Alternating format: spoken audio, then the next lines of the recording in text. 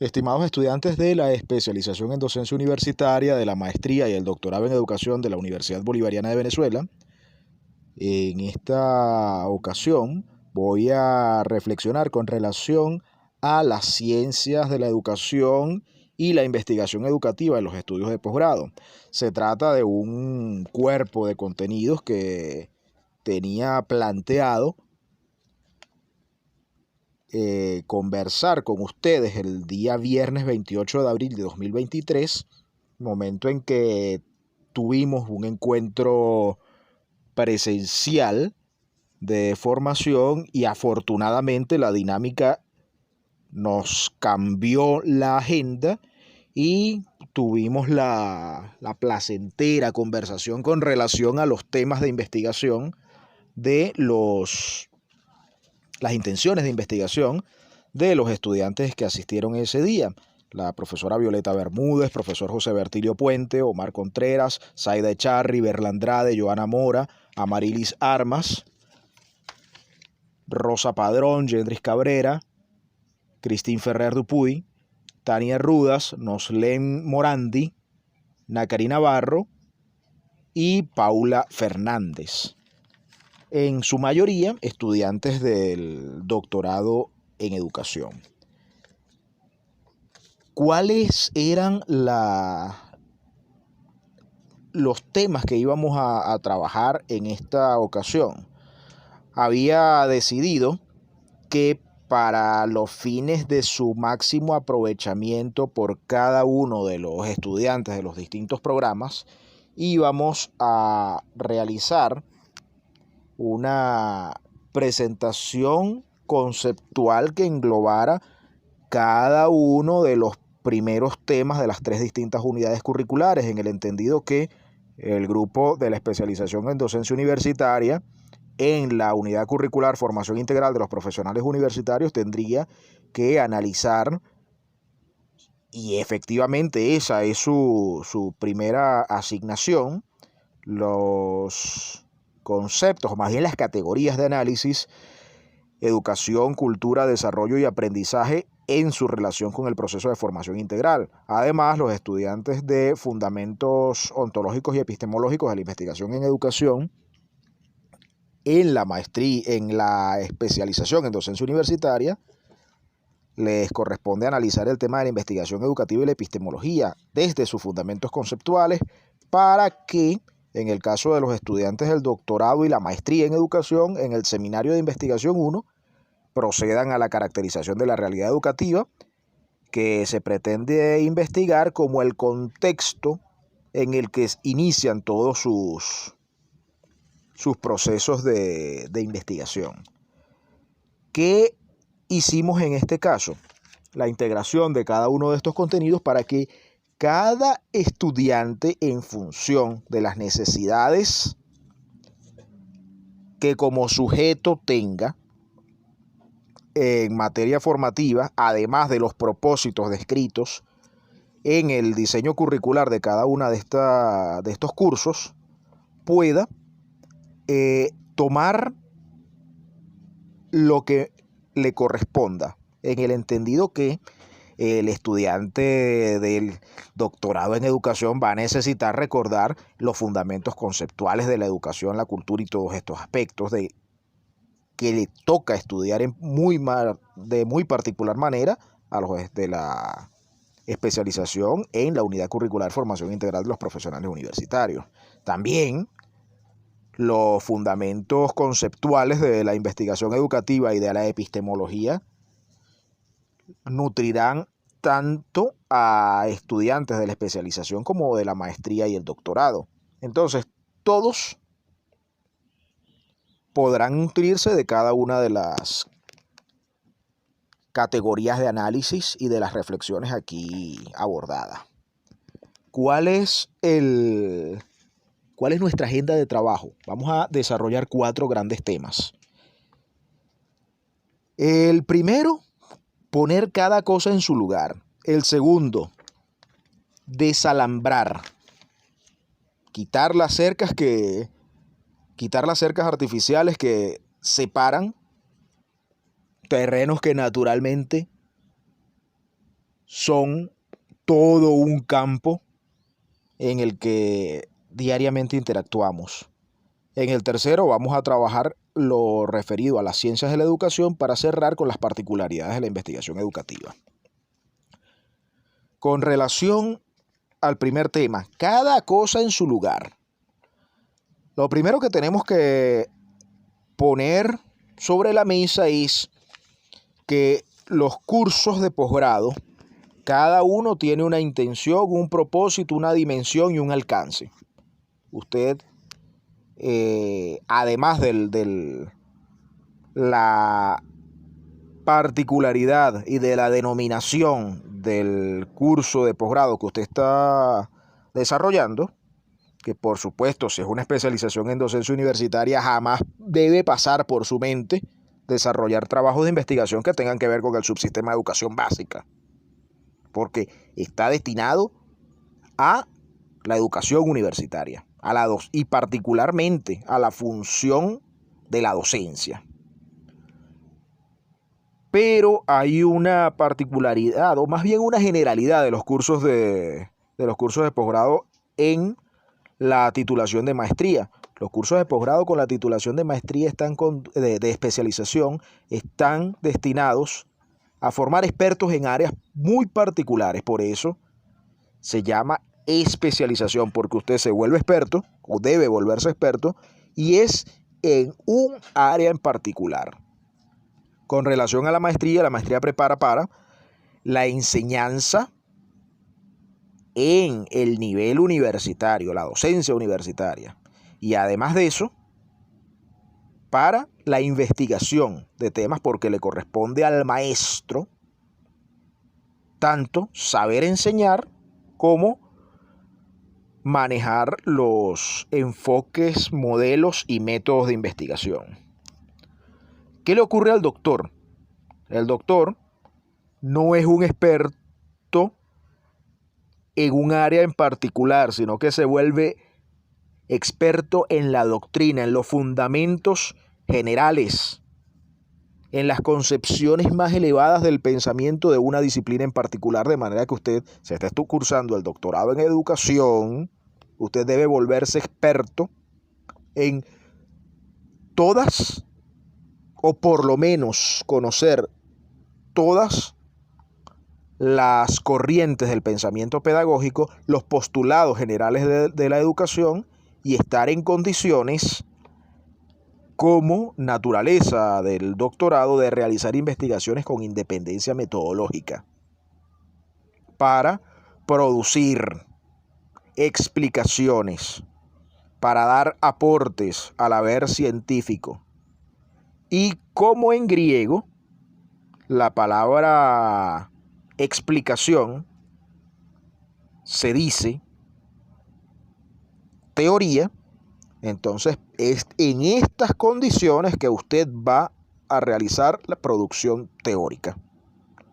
La producción teórica no es sentarse a la luz de las velas en una fresca noche a escribir cosas que de su intelecto o de su imaginación vengan. No, es enfrentarse a la realidad y a partir de la realidad generar esas explicaciones. Eso es la producción teórica, no es otra cosa. No es producto de la inspiración, sino del trabajo sostenido. Con relación a la docencia universitaria de los profesionales, vamos a tener en cuenta,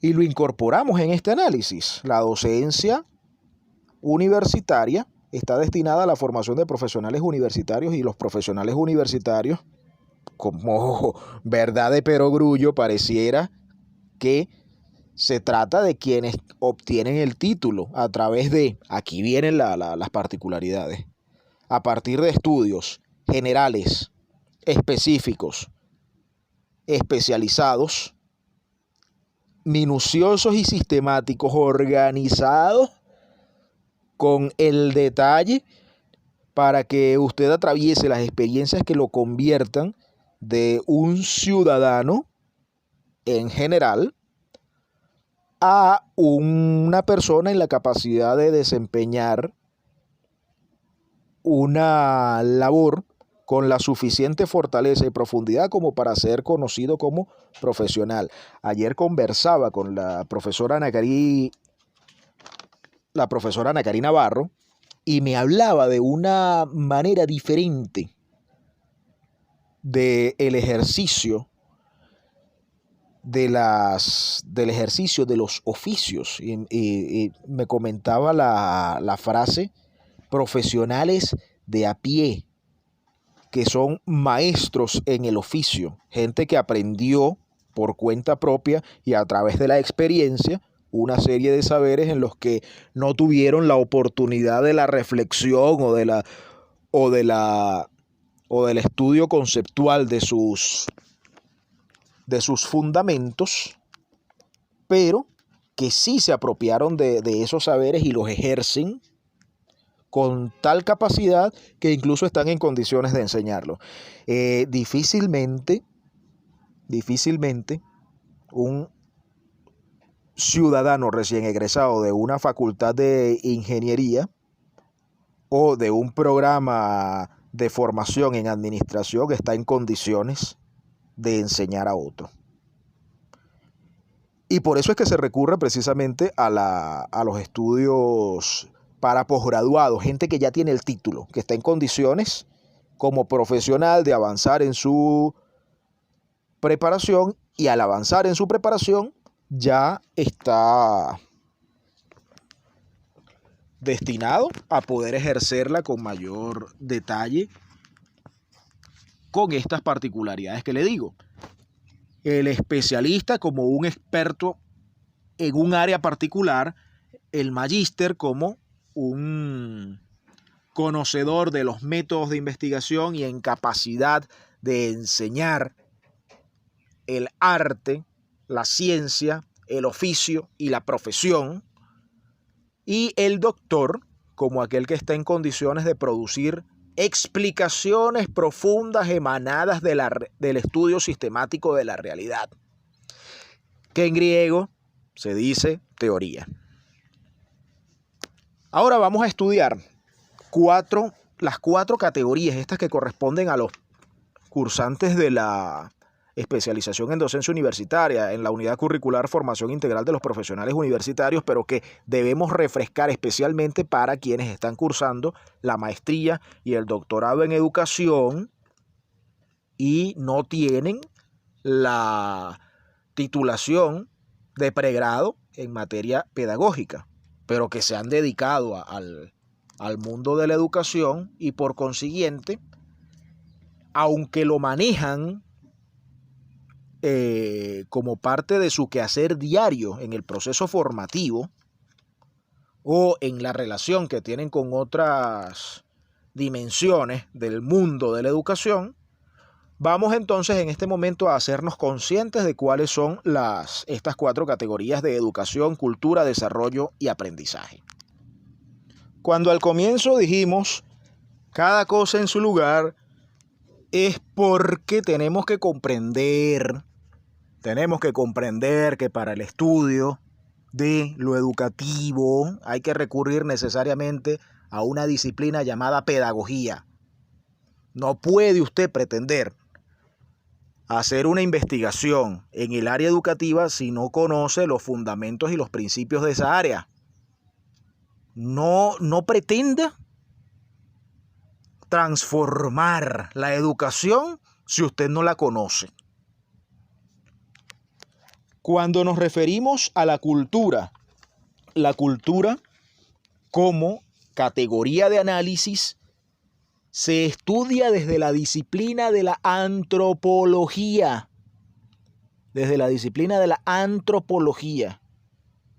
En algunos casos se realizan análisis a partir de la sociología, pero no pretenda usted que desde las ciencias administrativas usted va a comprender el concepto de cultura organizacional si no se pasó antes por una revisión antropológica o sociológica de lo que significa cultura en general, que debe estudiarse a partir de allí, a partir de los saberes antropológicos y sociológicos.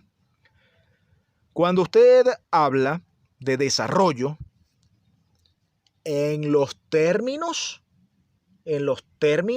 que generalmente utilizamos dentro de las ciencias de la educación, hablamos del desarrollo nacional, hablamos del desarrollo social, hablamos del desarrollo de la comunidad como el proceso evolutivo, ya luego lo vamos a detallar.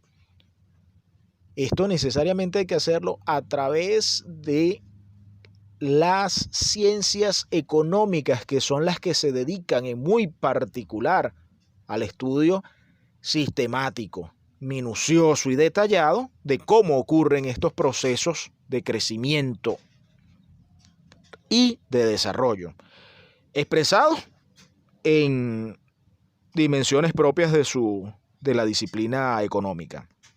Con relación al aprendizaje, no pretenda usted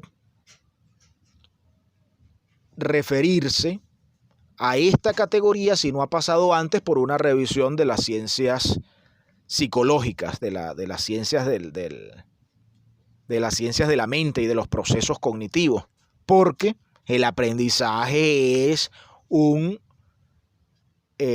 proceso mental.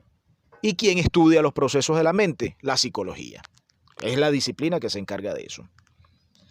Por eso decía, cada cosa en su lugar. Cada cosa en su lugar. Desde el conocimiento común, desde el saber cotidiano, podemos hacernos aproximaciones con relación a esto. Es posible, es válido, pero en otros campos, no necesariamente no necesariamente en el estudio científico y en la investigación académica, donde vamos a necesitar subirnos sobre los hombros de los gigantes para poder ver más allá. Para subirnos sobre hombros de gigantes voy a utilizar en la descripción de algunos conceptos la obra Diccionario de Educación del pedagogo argentino Ezequiel Anderegg, que se dedicó durante mucho tiempo al estudio de palabras que pudieran ofrecer significados con relación al trabajo en educación. Y el ejemplar que poseo en mi hogar de este libro viene con una dedicatoria que el profesor Anderegg me hizo en el año 2013, en febrero de 2013. Decía: a Luis, con el deseo que detrás de las palabras encuentres el espíritu que aletea en este libro. Y entre las páginas 116 y 117 se dedica al concepto de la educación. Y ya el cierre dice: la educación se concibe como un proceso continuo y constante a lo largo de toda la vida, lo que supone además que la escuela ya no puede ser entendida como el único medio que educa. Y previo a estas palabras, el profesor Ezequiel Anderegg dice: también se habla de educación cuando se hace referencia a la actuación del educador respecto del educando, la cualidad de una persona que muestra un comportamiento según normas de urbanidad y de desarrollo personal, la transmisión cultural en el seno de una sociedad, el sistema escolar de un país o al nivel de instrucción del pueblo o al capital humano o formación de fuerza de trabajo. Todas aquellas operaciones que tienden a perfeccionar un determinado órgano o facultad. Así se habla de educación del oído, o bien desde la perspectiva más instrumental de la educación técnica, de la educación artística. El profesor Anderegg aquí nos está hablando de una dimensión muy amplia en la que además se refiere que cada especialidad o en distintos ámbitos tiene una forma de entenderse muy distinta, pero ¿cuál es el núcleo duro?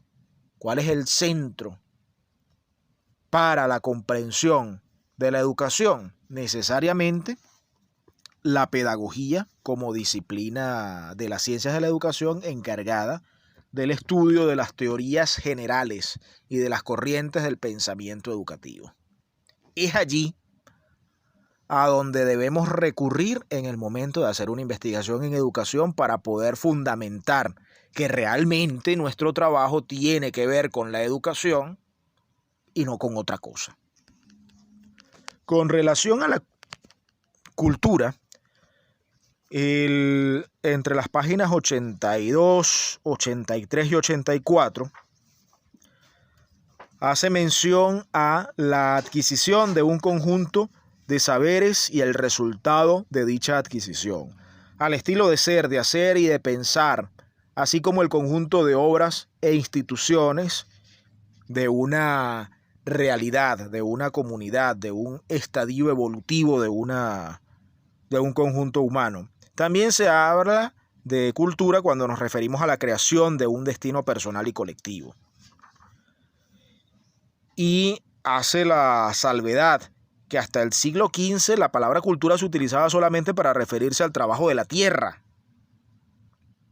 que luego fue utilizándose para hablar sobre el cultivo, el desarrollo del ser humano, entendido precisamente como ser, como humano, como individuo y como comunidad. Cuando vemos cada uno de estos aspectos, entonces nos preguntamos, claro, ¿cómo no va a ser entonces si se trata de la creación de grupos sociales, un campo de estudio dentro de la antropología? ¿Cómo no va a ser si se trata de los estadios evolutivos de las sociedades, un campo de estudio dentro de la sociología? Entonces, muy difícil sería analizar la cultura si no fuera dentro de estos campos.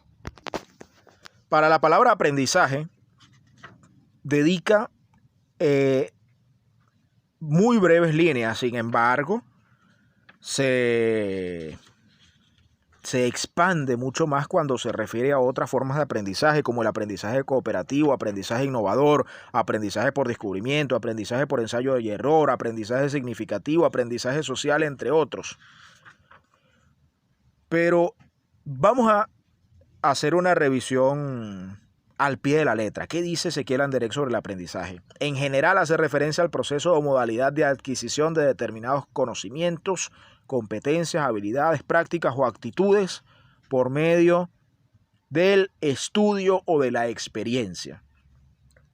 Es decir, el sujeto, con la firme intención de aprender, se dedica a realizar unas actividades a las que le llamamos estudio, o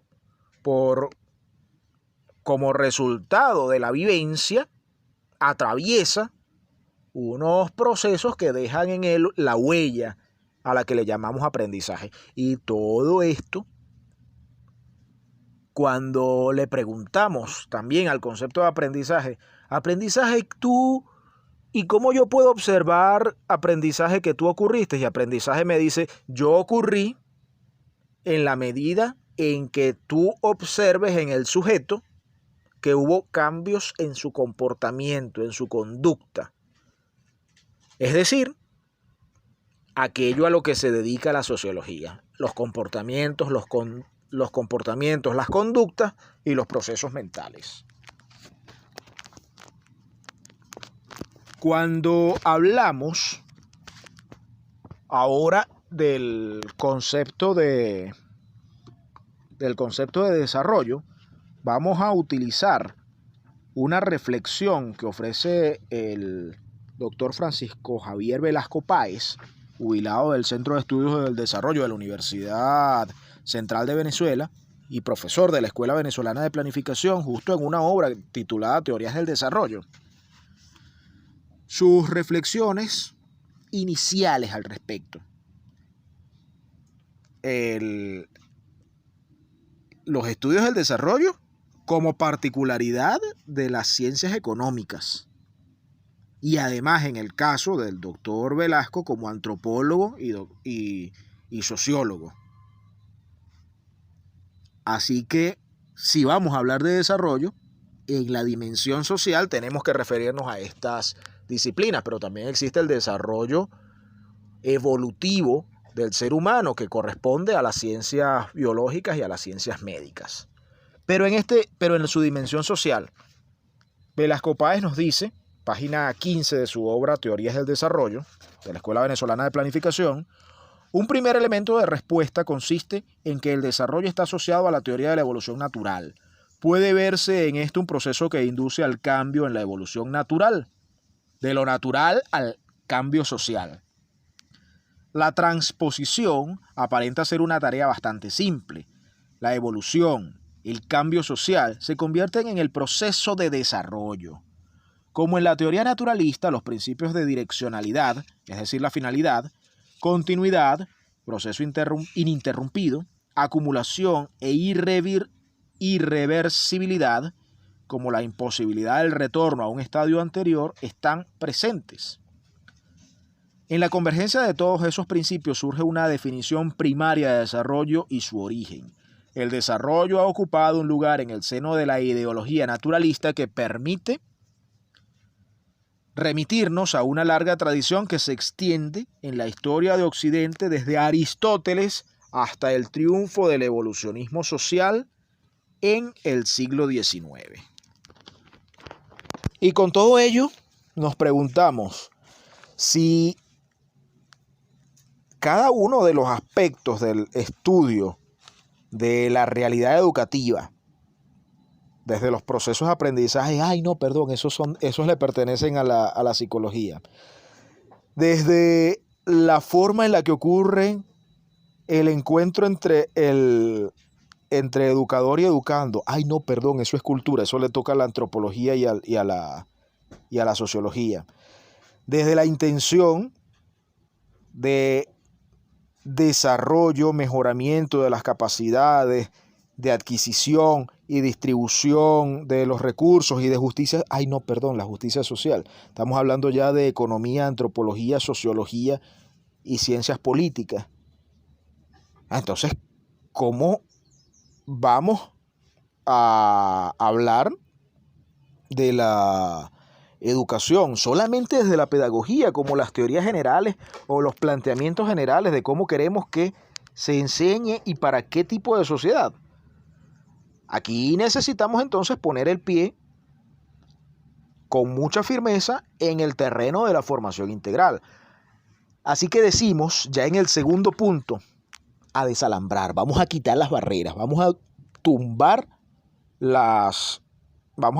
de nuestro pensamiento esas aparentes fronteras que hacen que el conocimiento esté separado, el conocimiento de una cosa separado del conocimiento de otra, porque vamos a comenzar pensando que las profesiones que nosotros cursamos en pregrado en este momento tienen un grado de desarrollo que hace decir, sí, ya no son oficios, son profesiones porque tienen una fundamentación sociológica, epistemológica, filosófica, y se realizan estudios sistemáticos para que el sujeto tenga un elevado grado en el desempeño de las tareas propias de esa profesión.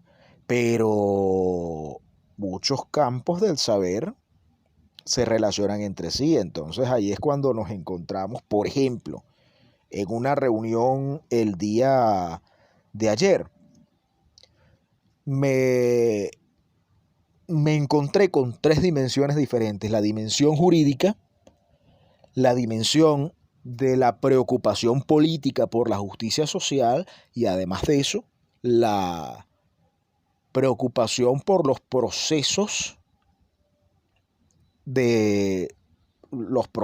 diplomáticos de los estados nacionales, es decir, las relaciones internacionales, particularmente en el campo de relaciones consulares. Y entonces la pregunta es, ¿será que así como cuando vamos al médico el médico nos dice, no, este problema es cardiológico. No es cardiológico. Esto tiene que ver con esto es muscular. No es cardiológico ni muscular, es neurológico. Pero señores, ¿acaso ustedes no se han enterado que soy el mismo sujeto, que soy la misma persona, que es el mismo caso, que es la misma realidad? Bueno, en ocasiones ocurre dentro de la disciplina médica esa separación, pero se trata del mismo ser humano, se trata del mismo sujeto, y en el campo educativo tenemos que relacionarnos también con los conocimientos de las otras áreas, porque si no nos quedamos solamente en la comprensión de el proceso técnico de dedicarnos a la enseñanza. Enseñé como acción y solo espero que tenga como reacción el resultado del aprendizaje, pero la educación va un poco más allá. El profesor José Jimeno Sacristán señala en su obra En busca del sentido de la educación que el profesor no es un técnico que ejecuta operaciones que otros hayan diseñado. El profesor, el educador, el maestro es un profesional que con todo aquello que estudió, además de la experiencia y de la reflexión emanada de esa experiencia, está en condiciones de tomar decisiones y de transformar en su actuación cada uno de los lineamientos que le son remitidos para ajustarlos a su realidad particular. De otro modo, no tendría sentido, y entonces allí nos preguntamos en tiempos de la inteligencia artificial, ¿qué necesidad tenemos de los educadores? Bueno, siguen siendo necesarios. Porque en otra dimensión de este análisis tenemos que antes existían muchos oficios que desaparecieron. Hoy ya no están en funcionamiento esos oficios porque la realidad fue transformándose en función del desarrollo científico-tecnológico y de necesidades nuevas de las que emergieron otras formas de actuación. Yo pregunto, y me pregunto a mí mismo, ¿será que hace 20 años se hablaba de TikTokers, de YouTubers, de tuiteros? En el entendido que TikTokear, YouTubear o tuitear puede que sea una actividad de naturaleza intuitiva en el que cada quien puede realizarlo de manera espontánea, pero también hay otros sujetos que tienen gran éxito en ello porque dedican tiempo a la preparación de sus contenidos, a la indagación de qué es lo que van a hacer, a la ejecución propiamente y al perfeccionar la estética de ese resultado escrito, gráfico o audiovisual. Entonces podríamos decir que estamos, si no en presencia de oficios propiamente dichos, por lo menos sí de una primera aproximación a actividades que tienen fundamento conceptual, práctico y cuyos resultados mejor acabados están en posibilidad de discutir sobre su condición artística. Por lo menos a eso no nos podríamos referir. Resultados con calidad artística. Pero también tenemos que hay oficios que desaparecieron. Por ejemplo, ¿quién recuerda lo que hacía un taquígrafo? ¿Quién recuerda lo que hacía un mecanógrafo? ¿Quién recuerda otras labores, como por ejemplo el operador de centrales telefónicas? Aún hoy, seguramente en algún lugar habrá un espacio en el que nos atiende una amable voz humana que nos pregunte hacia qué departamento o servicio queremos dirigirnos. Pero también ocurre que generalmente marcamos directamente el número y en otras ocasiones ni siquiera hacemos el acto de la llamada telefónica, sino que existen otras posibilidades de interacción en las que vamos directamente a quien nos va a dar la respuesta que necesitamos. Con relación al sentido de la educación, yo preguntaba hace unos minutos y me lo he preguntado en muchas ocasiones, ¿cuál es el para qué hoy existen los educadores? Y lo preguntaba en tono de introspección, ante la duda, ¿qué es eso que le voy a presentar yo a un estudiante? ¿Qué le puedo decir? ¿Con qué puedo informarle que no lo consiga en otro lugar? Bueno, le informaré mi experiencia, le compartiré mi experiencia, le diré la manera en cómo yo observo algunas cosas, pero hoy, en épocas de metabuscadores que pueden poner de metabuscadores como Google, que pueden poner a la disposición del usuario información actualizada, reciente, y con la inmediatez que le cuesta a un profesor poner la información en términos que le vaya a presentar dentro del aula de clases, yo digo, bueno, la experiencia no la dice Google. Cuando digo que la inteligencia artificial, el chat GPT, puede hacer otras cosas distintas y con la rapidez que al ser humano le costaría, pero todavía el ser humano necesita pensar, reflexionar, interpretar, ofrecer puntos de vista diferentes. Entonces sí tiene sentido que los seres humanos sigan haciendo cosas, y en particular el educador, siempre y cuando el educador comprenda su rol histórico, tradicional y la manera en cómo hoy la realidad exige que se desarrollen. Y si vamos a hacer una mirada particular sobre el caso de la educación venezolana, tardaríamos mucho, porque tiene de todo esto y mucho más. Por eso tomé un fragmento que está en la página 15 del libro En busca del sentido de la educación, del profesor José Gimeno Sacristán, pedagogo español, un ejemplo que él presentaba por allá en el lejano 2013, hace ya una década, y se refería a el intento de generar incorporaciones, de colocar cosas nuevas, de traer lo novedoso, de cambiar las prácticas, de transformar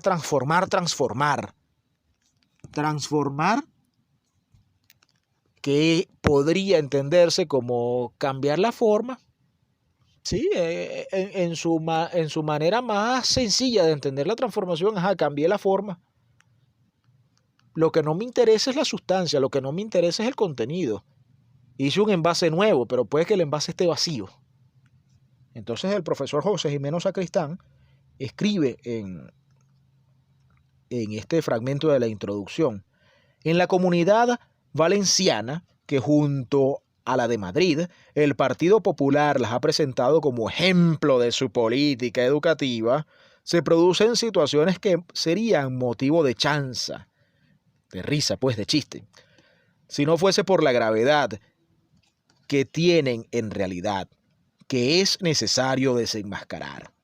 Después de aquella genialidad de implementar la enseñanza de la educación para la ciudadanía, desarrollando la docencia en inglés, o la idea de introducir el chino mandarín, ahora se implementa la educación trilingüe en el nivel de educación infantil, castellano, valenciano e inglés, sin resolver el alto nivel de fracaso en las dos lenguas obligatorias.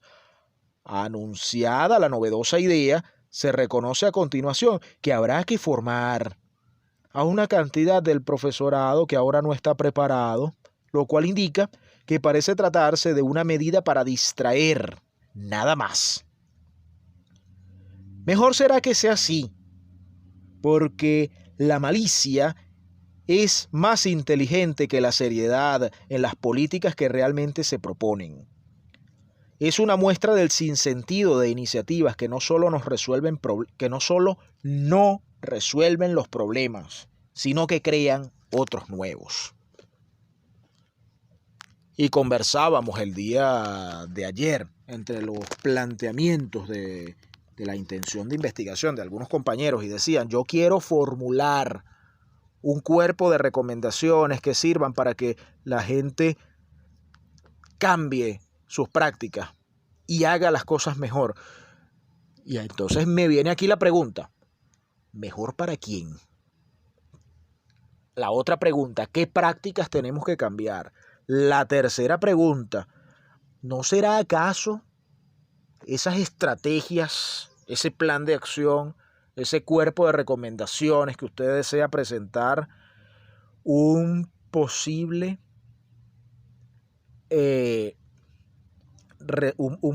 insumo para que sea sometido a la audaz crítica de las polillas y el polvo, como escribe en algún momento el profesor Carlos Marx con relación a sus primeros escritos sobre la economía política? Allí tenemos la necesidad de preguntarnos, además de eso, ¿no será acaso todo ese cuerpo de recomendaciones que usted pretende una receta que será guardada en una biblioteca de lujo para nunca ser consultada y mucho menos aplicada? Entonces, el llamado es a que también observemos con mucho detalle qué cosa es investigar, para qué se investiga. Podemos decir con mucha, desde una forma, digamos, ingenua del compromiso social. Investigar para transformar. Pero ¿qué es lo que hay que transformar? Y lo otro, ¿cómo transformas lo que no conoces? Se investiga para conocer, para obtener nuevo conocimiento. Investigare es ir detrás de los vestigios para saber qué es lo que se puede hacer.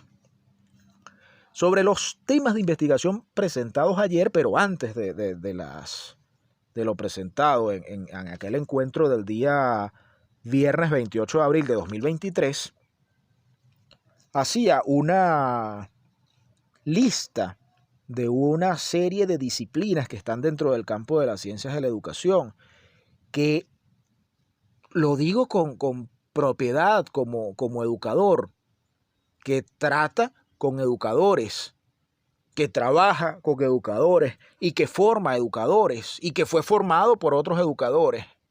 A su vez, muchas veces el saber, la reflexión y el campo de actuación del docente se limita solamente al enseñar. Enseñar mejor. Y lo decimos con aquella ingenuidad. No, para enseñar mejor. Y para enseñar mejor, ¿para qué? Para que se aprenda mejor. Y se nos escapa de el foco de análisis que hay una serie de cosas que debemos reflexionar también y que debemos indagar también y que debemos conocer. Entonces, por eso les presento la distribución en 3 grandes grupos de disciplinas que conforman el cuerpo teórico de las ciencias de la educación. Por un lado hay disciplinas que son el fundamento, vamos a llamarlo doctrinario, el fundamento doctrinario de las ciencias de la educación. Por otro están las aplicaciones al campo educativo y por el otro están unas llamadas panorámicas, informativas, ilustrativas, que responden a la curiosidad del cómo se hacía, cómo se hace en otro lado, qué es lo que está ocurriendo, cómo comprendo la totalidad, ese tipo de cosas. Y vamos a hacer una rápida enumeración. Le corresponde a usted indagar cada una de estas disciplinas a qué se dedica. Por ejemplo, entre las disciplinas que se constituyen en el fundamento doctrinario están por un lado la filosofía de la educación, la sociología de la educación, la psicología educativa, la economía de la educación. Aquí sí me detengo para decirles, la economía de la educación está destinada al estudio de las fuentes de financiamiento, la distribución de los recursos y las implicaciones del proceso educativo o de los procesos educativos en el desarrollo económico nacional. También está por otro lado, la pedagogía general o las pedagogías específicas o diferenciadas. Este es el cuerpo propiamente doctrinario, las ideas generales sobre la educación. Y presentaba yo ayer un ejemplo, que en la hacienda de San Isidro, en las inmediaciones de la ciudad de Angostura durante el año 1815, estaba su excelencia el libertador Simón Bolívar, un general en medio de una guerra de emancipación, preparando un discurso político en el que el día 15 de febrero de 1819 expresaba ideas generales de cómo debe ser el Estado en función de la moral y de las luces como polos de la República. Su excelencia teorizó sobre la educación sin ser pedagogo, sin ser maestro, sin estar dentro de un salón de clases. Entonces sí se puede hacer teoría general de la educación desde fuera del aula. Pero hay que conocer por lo menos una mirada panorámica del bosque que representa la producción teórica en educación. Y una última disciplina de estas que les llamamos fundamentos de la educación, la biología de la educación, se le dice en unas partes, pero que en particular me tocó estudiar como desarrollo evolutivo, porque resulta que la educación no solamente se trabaja en el campo de las ideas, sino que se trabaja con sujetos y necesitamos conocer de esos sujetos, de esas personas, cuáles son las características diferenciadas por edad de su constitución antropométrica. Ya se enterarán más o menos de por qué la primera pregunta de la evaluación diagnóstica de los estudiantes del doctorado en educación y de la maestría en educación en su seminario de investigación 1, cuáles son las características del lenguaje, de socioemocionales y todas estas áreas que corresponden al desarrollo evolutivo del ser humano en su desarrollo por edades y a través del tiempo.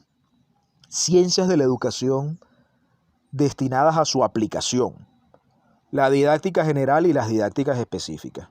La didáctica como el estudio del arte de la enseñanza, sabiendo que la psicología educativa es la que se encarga del aprendizaje. Y ayer les expresé mi absoluta inconformidad con el estudio de la neurociencia para el aprendizaje. Por Dios, el aprendizaje en el campo educativo tiene que dedicarse al deliberado, intencionado y libérrimo intento del sujeto por apropiarse de conocimientos. No podemos intentar inyectarlos en su psique a través de otros procedimientos. Eso es inmoral, eso es antiético. Ese es mi rechazo a aquella dimensión de la neurociencia para el aprendizaje. Sí tiene profunda razón el doctor Rubén Reynoso cuando nos hace el llamado a que debemos trascender la didáctica como arte de la enseñanza para la comprensión desde el psicoanálisis de la neurociencia de cuáles son los procesos mentales y psicoafectivos que influyen en el proceso de aprendizaje. Claro que sí, pero no intentar inyectar a traición saberes que, aunque sean muy útiles, no es esa la vía correcta para hacerlo. Además de la didáctica, hay otros campos aplicados de la educación. Por ejemplo, ¿alguien escuchó alguna vez hablar de la administración, dirección, gestión, gerencia educacional? El trabajo que se hace en la gestión, lo que hace el director, lo que hace el coordinador, los procesos administrativos que no son docencia, pero están vinculados con el funcionamiento del establecimiento escolar. Eso también existe. Eso también existe y se hace fuera del salón de clases. Además está la planificación y evaluación. Parte de la didáctica, sí. Parte de la didáctica, sí. El currículo que tiene implicaciones que van desde la legislación, los acuerdos internacionales, el diseño de un plan de estudios, el plan de trabajo de una materia, asignatura, curso, seminario, unidad curricular, la manera en cómo se administra el proceso de enseñanza.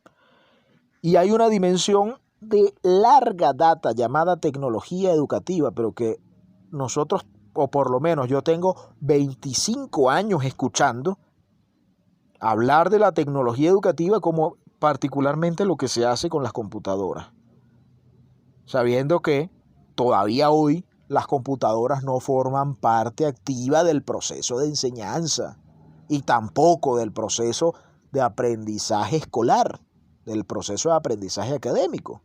Sigue hoy siendo la interacción entre el educador y el educando el núcleo duro de la interacción con fines educativos. Se aprende más, se aprenden otras cosas y se aprende mucho más con los contenidos en línea. Es una discusión que corresponde a otro espacio. Ya vimos las ciencias de la educación centradas en los fundamentos de la ciencia de la educación por un lado, la aplicación del saber educativo dentro del campo de las ciencias de la educación, y ahora vamos a darle una mirada a las disciplinas ilustrativas o panorámicas de las ciencias de la educación. Por ejemplo, la historia de la educación. Cuando ayer conversábamos sobre las formas de educación tradicionales y se satanizaba en el discurso que no, es que se mantienen formas tradicionales. Y yo preguntaba, ¿hasta qué punto la tradición es mala. Hay que discutir con relación a ello. No podemos salir a defenderlas, pero tampoco se deben satanizar. Para eso es que existe la historia de la educación. Cómo se hacía antes, cómo se hace hoy, qué se hizo en algún momento, cuáles son los hitos o puntos de inflexión que marcaron rupturas y cambios con las prácticas de aquel momento. Sin la historia de la educación no podríamos comprender la importancia de los aportes de Anton Makarenko, de Lev Vygotsky, de Nadeska Krupskaya, la profesora Nadeska Krupskaya. No podríamos comprender la importancia de Lenin en la educación a distancia. Tampoco sabríamos cómo otros educadores, me centré principalmente en educadores de la época revolucionaria, educadores revolucionarios, pero también hay otros educadores como Pestalozzi, como John Dewey, del ala tradicional norteamericana. No podríamos conocer sus historias, no podríamos conocer sus aportes si no nos centramos en la historia. Y seguramente nos vamos a encontrar con que es que eso era del siglo XX, eso era del siglo XX, del siglo pasado. Eso es del siglo XIX, del siglo XVIII, pero tienen vigencia hoy, tanto por lo pertinentes y válidos que son, como por el hecho de que permanecen en uso. Además tenemos la educación comparada, un campo poco conocido principalmente entre educadores, pero les digo, es del uso cotidiano en la UNESCO, en el Laboratorio Latinoamericano de la Calidad Educativa, en el Instituto de Educación Superior para América Latina y el Caribe, en las instituciones, en los organismos internacionales. Se hace educación comparada todos los días, porque ellos necesitan saber qué es lo que se está haciendo en los distintos países y se atreven inclusive a emitir recomendaciones que, óigame bien, puede desde hace 3 o 4 décadas emanar incluso hasta de la Organización Mundial del Comercio, del Banco Interamericano de Desarrollo, del Banco Mundial. Y dicen, en educación se debería hacer tal cosa. Y lo dicen a partir de análisis y revisiones de qué es lo que se está haciendo en distintos países. Hay un campo que no podemos llamarlo derecho educativo, aunque hay estudios en derecho educativo que lo hacen por lo general los educadores. A los abogados no les interesa eso. La legislación educativa, que es la actividad de producir normas jurídicas, pero vamos a llamarle el análisis del marco jurídico en el campo educativo. Esto es interesantísimo y se hace principalmente desde la disciplina del currículo para saber cuáles son las recomendaciones, las regulaciones y a partir de allí ver qué es lo que puede hacerse o no. Y hay una disciplina llamada análisis del sistema educativo. En Venezuela, el pionero en este campo es el maestro Luis Antonio Bigot, quien haya estudiado en la Universidad Central de Venezuela, cursó, o en la Universidad Pedagógica Experimental Libertador, cursó una asignatura o materia con este nombre, inspirada en las reflexiones del profesor Luis Antonio Bigot sobre el estudio científico de la estructura y de los procesos educativos en función de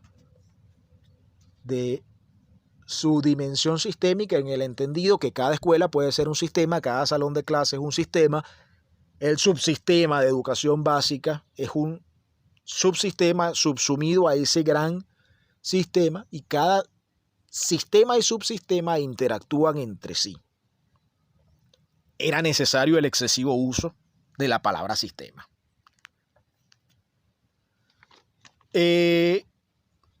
Aproximándonos ya al cierre, tenemos la reflexión sobre la investigación educativa. Fíjese que por lo general cuando me mencionan es que yo tenía mi título, es que yo hasta tuve que cambiar el título. Estoy preocupado porque no sé cómo hacer el título. Y entonces yo ayer creo que le comentaba a la profesora, en este encuentro del viernes 28 de abril de 2023, le comentaba a la profesora Romelia Benedetti que el título es como el nombre de una criatura recién nacida. Usted puede tenerlo previsto desde hace mucho tiempo, pero es en el momento que nace que usted decide si es el que ya había visto con antelación o si lo cambia, por razones muy diversas. Así que en articulación de la concepción y el nacimiento de un ser humano, como el ejemplo quizá más bonito para referirnos a la concepción y materialización de la investigación educativa, vamos a tener que el centro de la investigación son los sujetos pedagógicos. Son los sujetos pedagógicos. Usted me dirá si es el estudiante, si es el educador, si es el administrador escolar, si es el pensador tal. Pero siempre el centro de la investigación educativa, o por lo menos lo que hasta el momento vengo conociendo, es el sujeto pedagógico. Así usted estudie objetos como dispositivos para la educación, así usted estudia a los sujetos como estudiantes, educadores o administradores escolares, así usted estudie fenómenos que por lo general se refieren a la actuación de personas. Así usted estudia ideas, esas ideas se le ocurrieron a alguien. Es el sujeto, el centro de la reflexión educativa. Esa reflexión educativa, ese sujeto educativo se encuentra en un espacio escolar como la base material. El espacio escolar, ya sea el Simoncito, ya sea la educación inicial, o sea el curso del postdoctorado. Hay un espacio escolar en el que esto ocurre. Puede ser inclusive el ciberespacio. Pero en ese espacio escolar estos sujetos desarrollan relaciones educativas, la interacción entre unos y otros. Esa interacción entre estos sujetos da paso a las prácticas educativas. Las prácticas educativas seguramente también están relacionadas con reflexiones educativas. El sujeto, en medio de su dinámica, hace un alto y dice: me parece que esto podría hacerse de este otro modo, me parece que esto funciona, esto como que no me está resultando. La reflexión. La práctica educativa ocurre también orientada por directrices. Y todas las directrices en materia educativa tienen una dimensión política, ya sea porque el administrador, el propietario de la escuela privada dice: hoy vamos a hacer tal cosa porque dentro de este año escolar vamos a dedicarnos a tal proyecto porque mi conveniencia indica que debe hacerse, o porque el Estado docente organiza que en este año debemos centrarnos en el bicentenario de esta fecha patria, que es de importante rememoración para la formación de la subjetividad y del el quehacer emancipador del sujeto político venezolano. Entonces, fíjese, también existen propósitos. Cuando leemos la Ley Orgánica de Educación, la Constitución, allí están establecidos unos propósitos para la educación, pero también el educador y hasta el estudiante tienen propósitos personales que dialogan con aquellos otros que son nacionales y con incluso acuerdos internacionales y marcos de acción en el campo de organismos internacionales, como la Agenda 2030 para el Desarrollo Sostenible. Allí se le atribuyen tareas a la educación, hay directrices políticas y hay propósitos para que se lleven a la práctica y se ajusten en función de la reflexión. Todo esto ocurre para fines de la investigación. Nos colocamos los lentes en función de la realidad que necesitemos. Por eso es que existen enfoques para la comprensión de la realidad educativa. Existen teorías que explican el quehacer educativo. Y además de eso, existen métodos para poder alcanzar el conocimiento,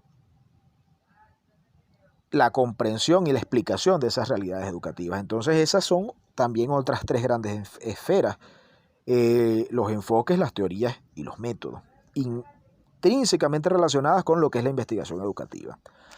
Vamos, ya luego de bastante tiempo de reflexión, a centrarnos en 4 conclusiones con relación a las ciencias de la educación y la investigación educativa en los estudios de posgrado, especialmente para los estudiantes de la especialización en docencia universitaria, la maestría y el doctorado en educación de la Universidad Bolivariana de Venezuela. Lo primero, cargamos con el peso de la historia, no podemos negar lo anterior. Tenemos que reconocerlo, tenemos que conocerlo, además de reconocerlo, y tenemos que estar conscientes de ello. Sería muy sencillo decir, en tono de cuestionamiento, educación tradicional, prácticas antiguas, modelos obsoletos, pero decir eso es negar al padre, a la madre, al abuelo y al bisabuelo, de donde viene tanto nuestra formación, nuestra cultura, nuestro aprendizaje, nuestro apellido, nuestros nombres. Por lo general, en ocasiones nos llamamos como la abuela a la que le tuvimos mucho cariño. ¿Y cómo la negamos? Entonces cargamos con el peso de la historia. La educación siempre la destinamos al construir el futuro, porque educamos, y es una de las reflexiones que incorpora el profesor José Jimeno Sacristán: no me pertenece a mí. Educamos para un mundo mejor, para mayor conocimiento, para que el aprendizaje tenga mayor utilidad, para que el día a día sea más llevadero, para beneficiarnos del conocimiento no como posesión individual. Yo conozco, no. Para que sea aplicado en la tecnología de un mundo mejor. ¿Quién duda que las computadoras, los teléfonos celulares, las aplicaciones móviles hoy nos acercan a esos familiares que, si estamos geográficamente retirados de ellos, antes teníamos que enviar una carta, hacer una llamada telefónica que implicaba trasladarnos hasta otro lugar. Hoy tenemos el teléfono en el bolsillo y podemos a ese otro bolsillo emitir una señal electromagnética con la que de inmediato nos ponemos en contacto. Tenemos, además de eso, la facilidad del resguardo de imágenes fijas y en movimiento, de grabaciones de voz con la que recordamos a seres que hoy no están con nosotros, pero tengo aquí grabada la voz de mi papá, la fotografía con mi abuelo. Y eso, por eso decimos, no podemos negar la historia, cargamos con su peso y construimos el futuro. De ninguno de estos resultados de la aplicación del conocimiento pudieron beneficiarse generaciones anteriores. Y nosotros le debemos a aquellas generaciones el construir un mejor mundo para las generaciones futuras. Hay un detalle también con la educación, es que siempre queremos, es innegable. Ayer comentaba con mucho cariño el carácter revolucionario que tiene un educador. Y lo decía a partir de una respuesta que dio mi estimada profesora de feliz recuerdo, Lila Marina Castro Rivero.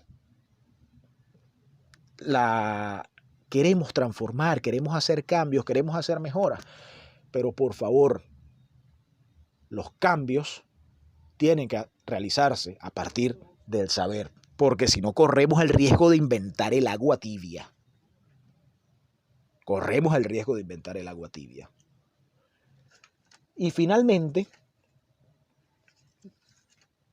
para no correr el riesgo de inventar el agua tibia, tenemos que tomarnos la parada en ruta, la mirada con detalle, para poder comprender.